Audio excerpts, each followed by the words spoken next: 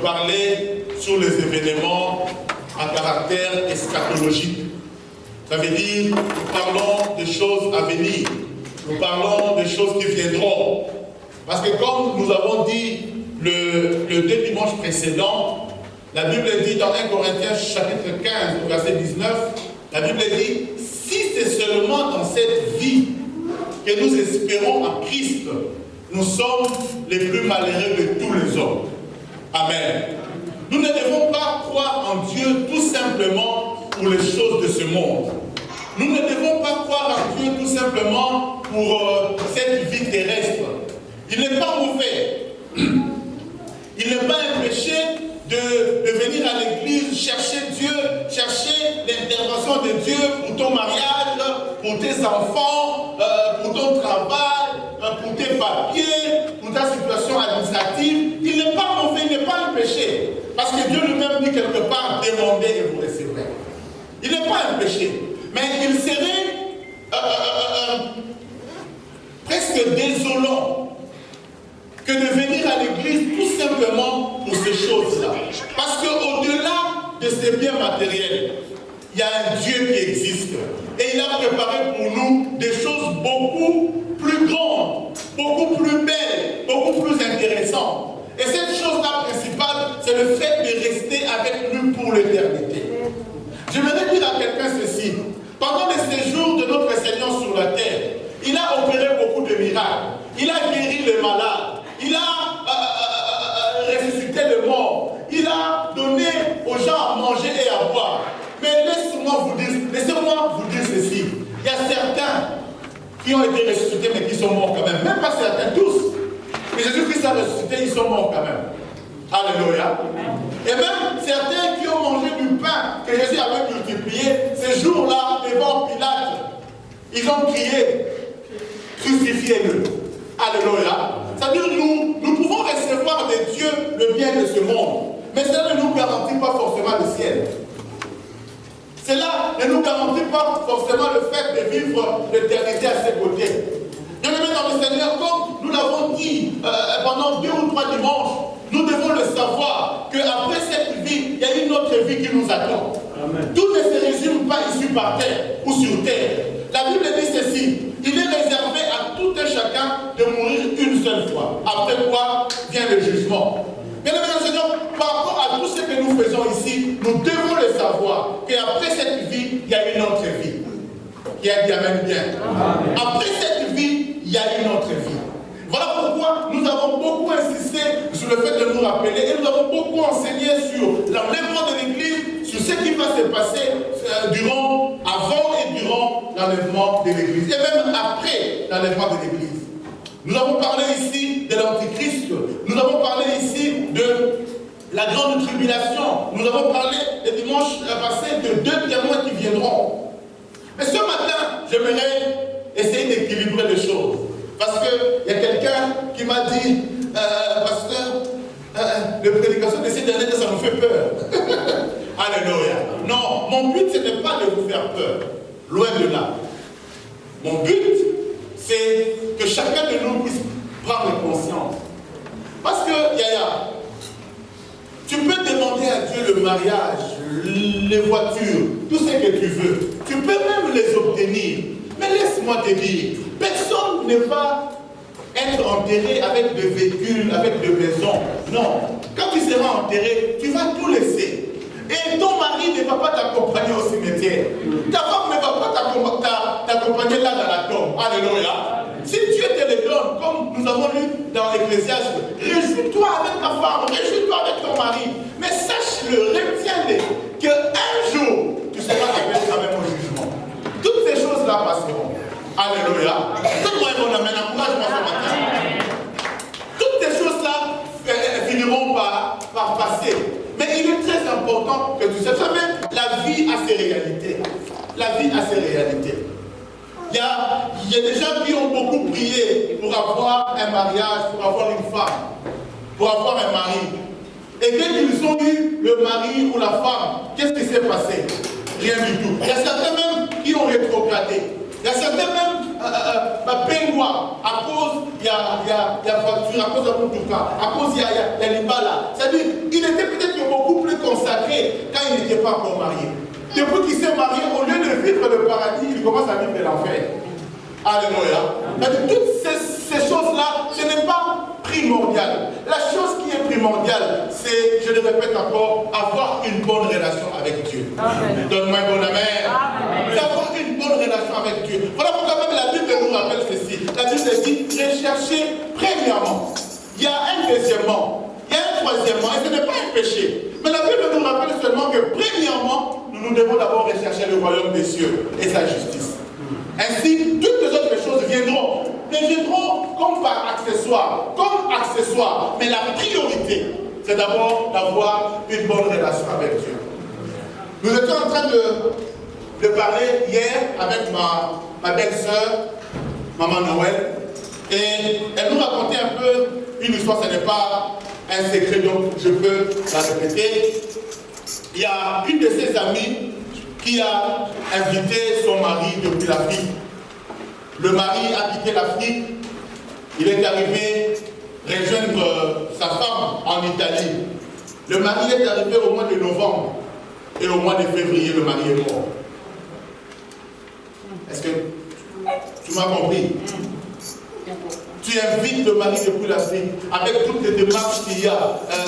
En Italie, on dit les condiments familiales.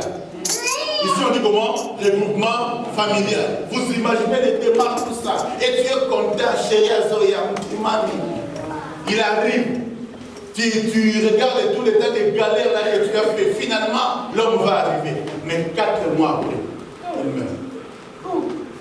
Ce sont des réalités de la vie.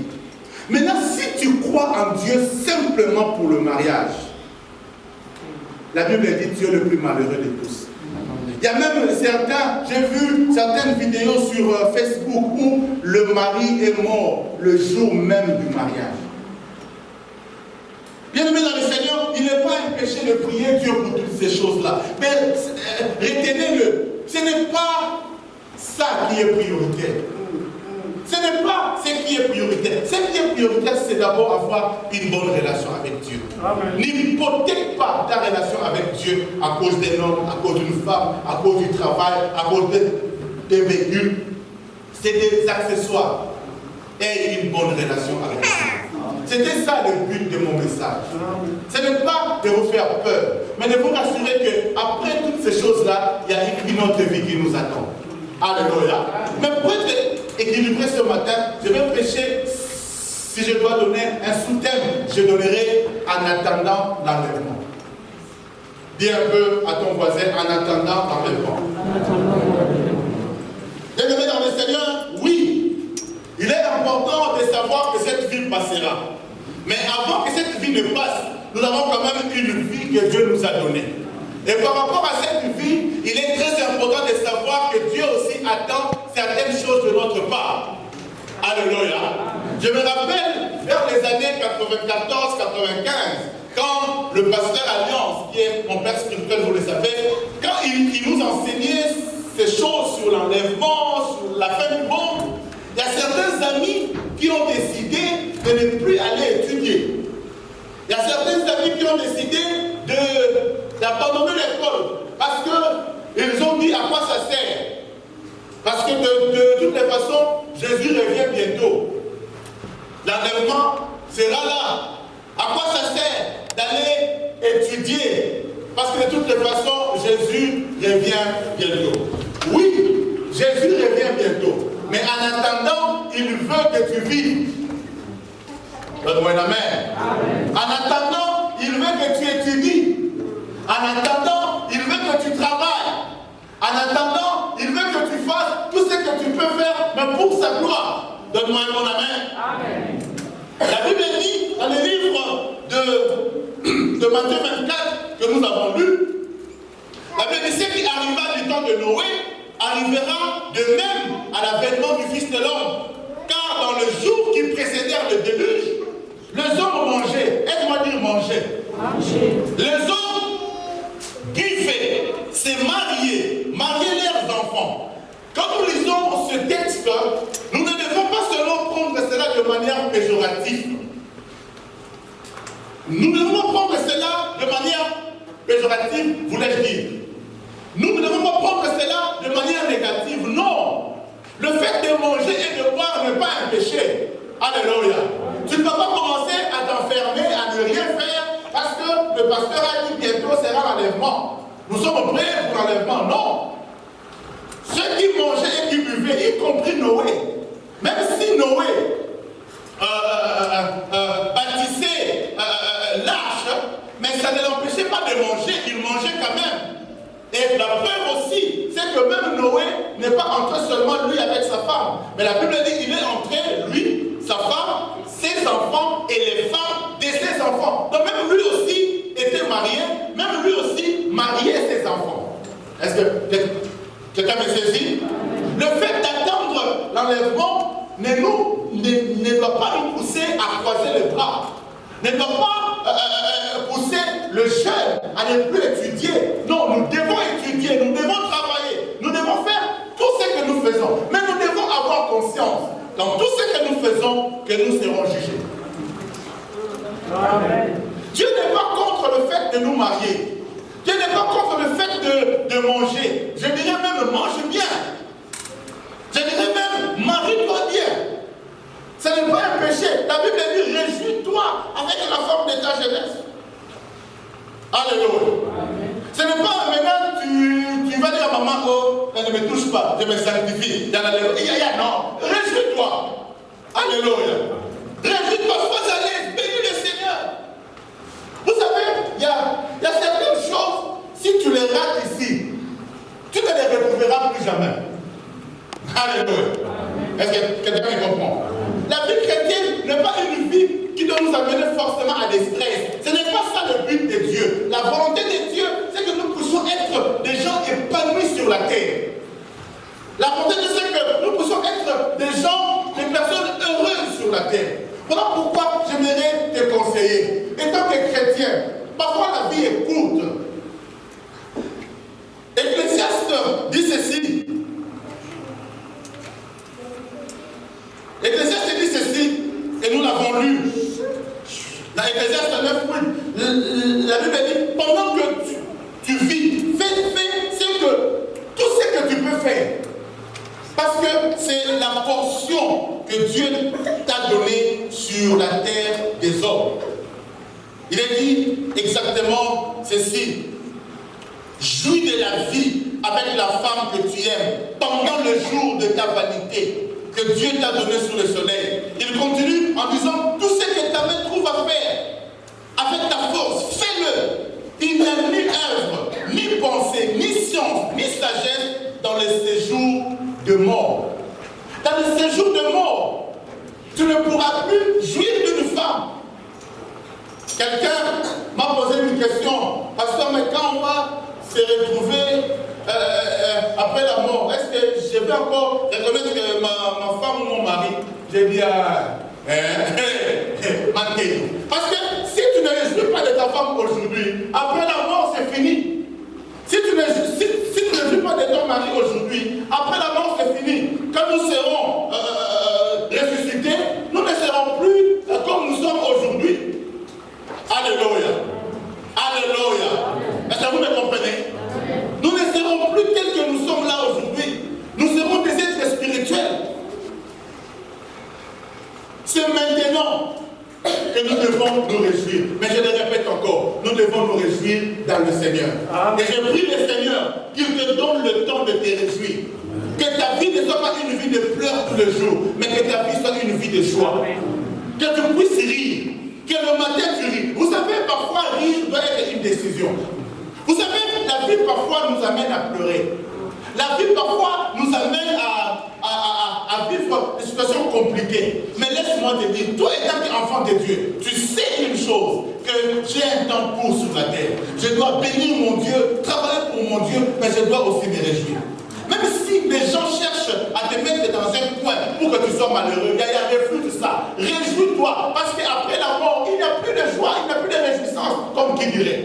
Oui, nous serons dans la félicité éternelle auprès de notre Dieu. Mais il y a certaines choses, si tu ne le fais pas maintenant, tu ne le feras plus. Vous savez, certains disent qu'il n'y a pas de retard. Tu peux toujours tout récupérer.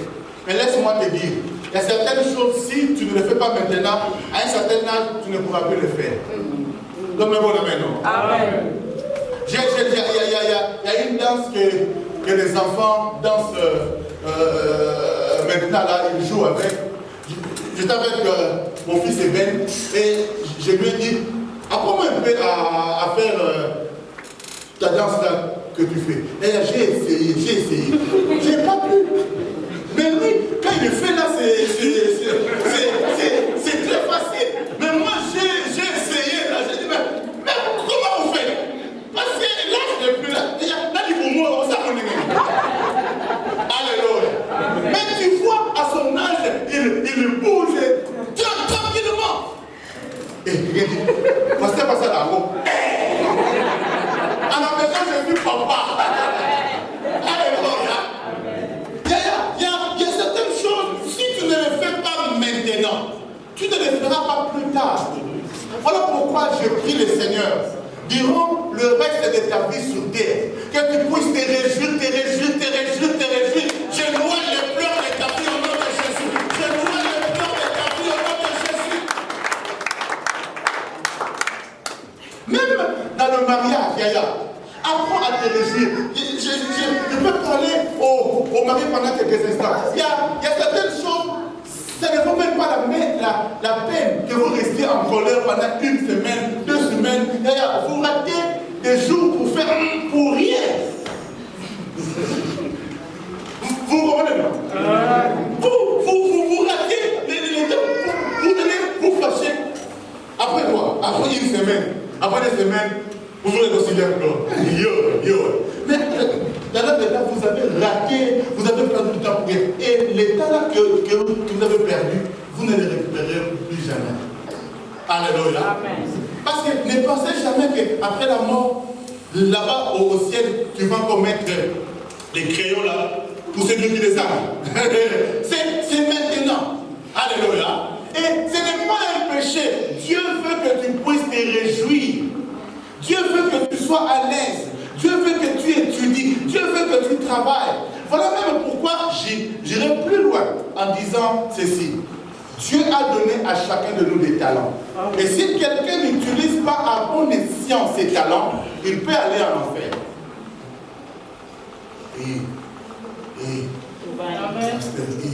Oui, on peut lire ça. Matthieu chapitre 25 toujours. Matthieu 25, 14 à 30. Je vais faire une lecture kangourou pour gagner du temps. La Bible dit, il en sera comme d'un homme, on parle du royaume des cieux, qui partant pour un voyage, appela ses serviteurs et leur remit des biens. Il donna 5 talents à l'un, 2 à l'autre, et à un 3e, chacun selon sa capacité. Et il partit.